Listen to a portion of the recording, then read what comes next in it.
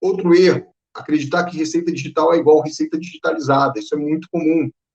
Muitos médicos, durante o período da pandemia, estavam lá, né, com os pacientes que não podiam ir, e aí o paciente pediu uma receita, o cara fazia a receita no papel, tirava foto e mandava foto para o paciente, ele chegava na farmácia e não conseguia comprar o medicamento.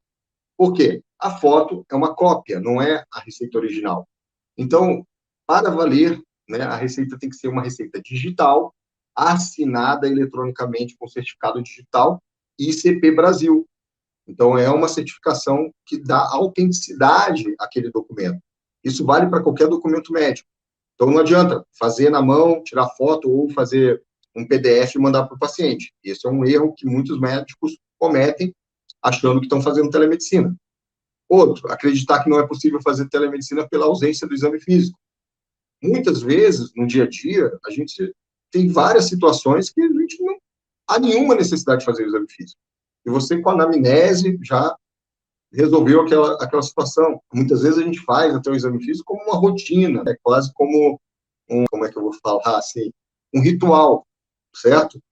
A medicina está cada vez mais armada, né? A gente tem que se adaptar a um novo tipo de exame clínico. Até eu acompanho muito o professor Porto, eu estou fazendo um curso dele também, ele fala sobre o novo exame clínico. E eu estou achando muito legal, né? Ele fala sobre essa flexibilização do exame clínico. E eu, como professor de semiologia, eu trabalhava muito amarrado, né? Eu sempre achava assim, não, é anamnese, né? Exame físico, exames complementares. Então, há momentos que a gente precisa flexibilizar, né? E eu aprendi muito nesse curso que o Dr. Porto tem falado. E a telemedicina, ela tem uma maneira própria de ocorrer. Então, é a telepropedêutica. Então, é fazer a teleconsulta, né? Já que o assunto maior aqui é a teleconsulta, porque existem várias modalidades de telemedicina. Teleinterconsulta, teleconsulta, teleorientação, a teleeducação médica, tá? Então, tem N variedade, telediagnóstico, né? Que é muito usado, radiologistas usam, né? Cardiologistas utilizam. Então, laudos, né? Telediagnóstico já é a forma de telemedicina mais utilizada desde 2002, com regulamentação.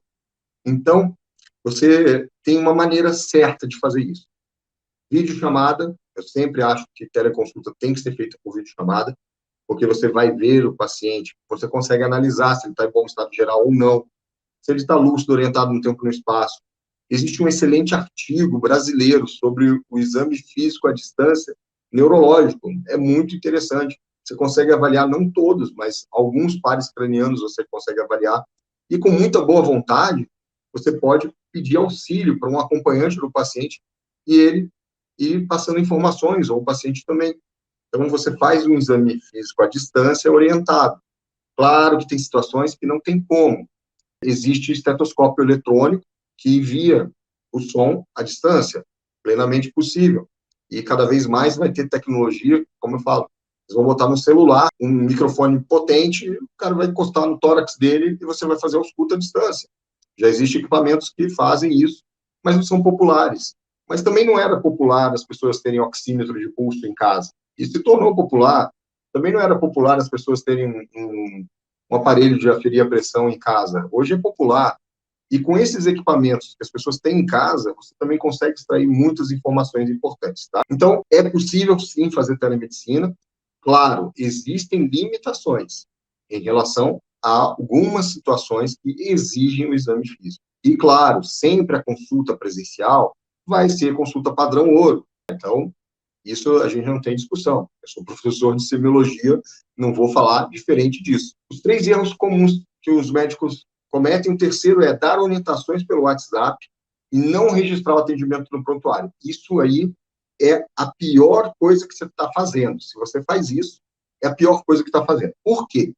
Como hoje existe uma legislação sobre telesaúde e uma resolução sobre telemedicina, você tem que cumprir as normas do jogo. Então, você dá essas orientações pelo WhatsApp sobre assuntos médicos, você está praticando um ato médico à distância. Então, você está fazendo telemedicina. E você não está registrando isso em prontuário, você já está cometendo um erro. Por quê? A resolução diz que você tem que registrar em prontuário todos os atos médicos realizados por telemedicina. Então, você precisa fazer isso de forma correta, tá?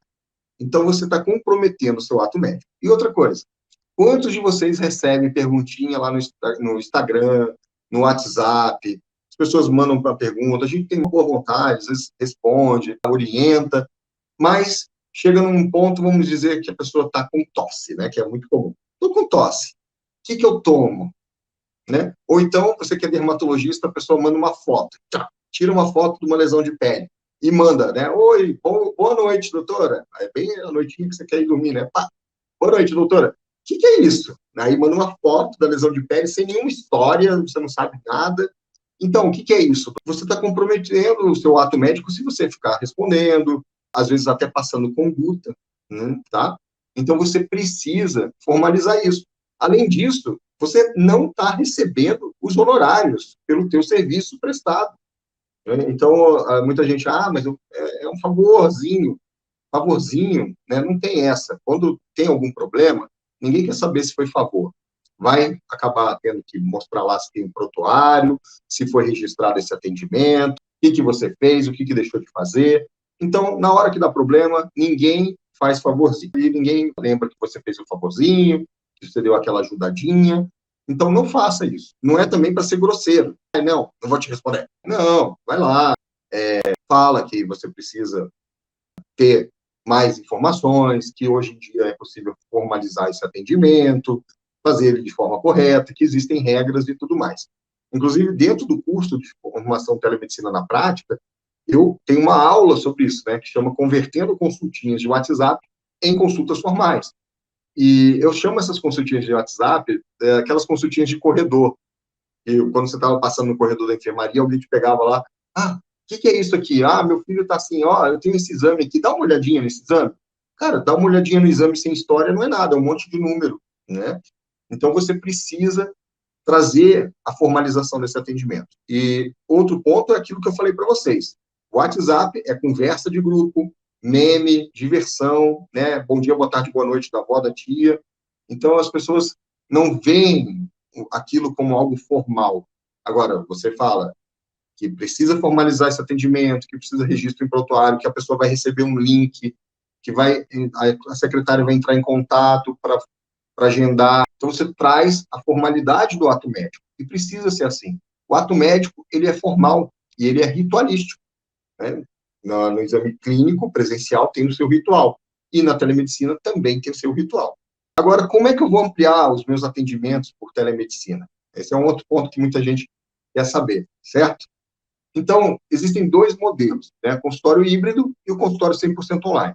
No consultório híbrido, é o modelo que eu faço no meu dia a dia. Eu tenho um consultório presencial, eu atendo as pessoas lá, e quando eu vejo algumas situações, como, por exemplo, retornos, eu falo, olha, como é para ver exames, não vai ter o exame físico, você quer fazer o retorno de forma por telemedicina? Eu explico como funciona.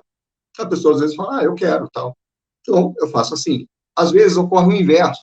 Às vezes, a pessoa me manda uma mensagem, é de noite, e ela está com uma situação, eu dou aquela atenção, vejo, olha, isso aqui realmente não é uma condição que precisa ir num pronto-socorro, vamos formalizar esse atendimento, vamos fazer uma teleconsulta? Sim, doutor, eu quero, tal. Mando o link, atendo a pessoa direitinho e falo para ela, ó, tudo bem, né, tá tranquilo, amanhã, ou, sei lá, se o negócio está tão tranquilo, eu falo, daqui a umas semanas, vamos fazer um retorno, né, faz retorno presencial, ou tem situações que fica 100% online, tá? E o consultório 100% online é aquele modelo para quem não tem o consultório físico. Eu trabalho 40 horas numa unidade de saúde, mas eu queria tanto atender uns pacientes particulares, tem gente que me procura e tal, mas eu não vou investir um dinheirão numa clínica. Então, você pode usar a telemedicina para isso, né? E tem a questão de empresas, né, de telemedicina que você pode prestar serviços. Você tem as empresas que têm serviço de teleatendimento, pronto atendimento online, e as pessoas, né, médicos, né, podem ser prestadores de serviço. Funciona que nem um plantão. Você vai ter o teu horário, vai ter os pacientes, algumas empresas é agendado no horário, outras empresas é por ordem de atendimento. Então, tem essa oportunidade. E para especialistas também. As empresas também fazem atendimento por especialidade, psiquiatria, endocrinologia. Até mesmo situações que pessoas acham que só teria atendimento presencial, mas ginecologia tem também. Porque tem situações que são mais relacionadas a questões que podem ser de segunda opinião, orientação. Então, tem muito espaço. E você pode estar prestando esse serviço para empresas, tá? Então, você pode atender seus próprios pacientes, trazer novos pacientes, ou prestar serviços para empresas. Claro que para quem quer fazer atendimento particular, existe também toda a outra parte de divulgação, que você precisa ter uma presença. Hoje em dia, principalmente, eu falo da presença digital. Mas não é fazer dancinha no TikTok, não é isso, é diferente. Existem técnicas para você aumentar a sua presença online, no digital, para as pessoas verem o seu trabalho, te conhecerem e saberem como podem marcar uma consulta contigo. E esses são os pilares da telemedicina na prática, tá? Então, quais são os pilares da telemedicina na prática? O modelo de atendimento, tá? Então, a gente discute o modelo de atendimento, como você pode atender, né? Consultório híbrido, presencial, a gente aprofunda isso mais dentro do curso. A aplicação da legislação, a gente tem advogadas, né, que nos prestam assessoria para as nossas aulas. Operacionalização do atendimento, como é que vai proceder esse atendimento, como funciona, agendamento, marcação de consulta, prontuário eletrônico, como é que você vai operacionalizar, fazer esses atendimentos acontecerem. E a telepropedêutica, que é aquele negócio, como é que fica a telemedicina, não tem exame físico, como é que funciona. Então, esse é um ponto importante, a telepropedêutica médica.